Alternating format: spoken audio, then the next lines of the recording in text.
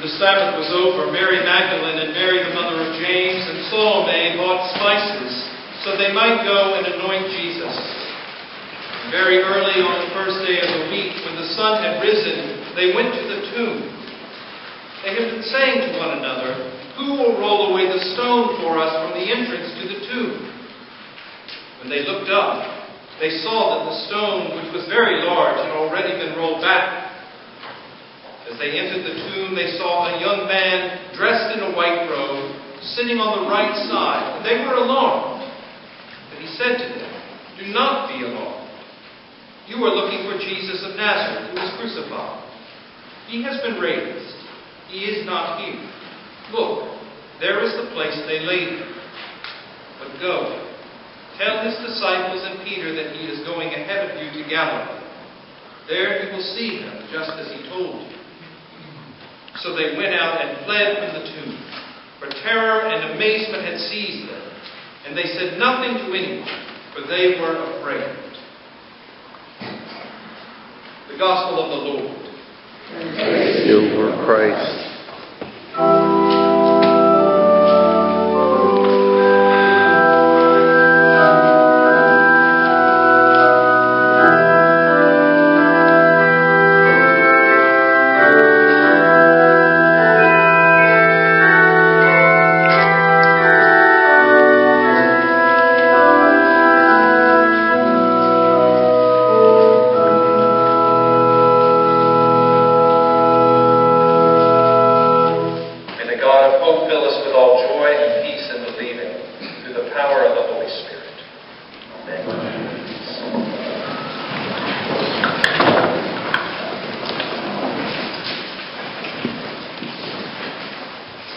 Jesus knew that after all that work, all that suffering, those women were just going to run away from the tomb that morning all afraid and say nothing to anyone about anything. I have to figure he'd be rolling over in his grave.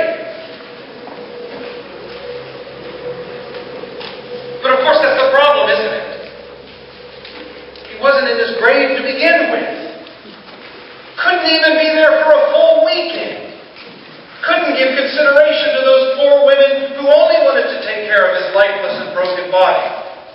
As Mark would tell him, Jesus was too hyperactive to even hang around to greet the women himself. He sent a spokesperson to take care of his personal appearances. No wonder the women were afraid. There was somebody inside of the tomb, somebody who was talking, somebody alive and awake. You don't expect somebody hanging around for a chat in some dead guy's tomb. Obviously, sometime along the way, these women told somebody about what they saw. Because they told somebody else, who told somebody else, who told somebody else, because finally, somebody told us.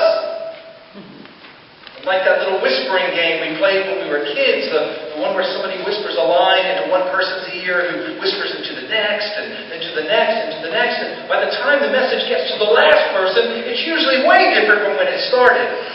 I don't doubt that this story might have in our time some differences.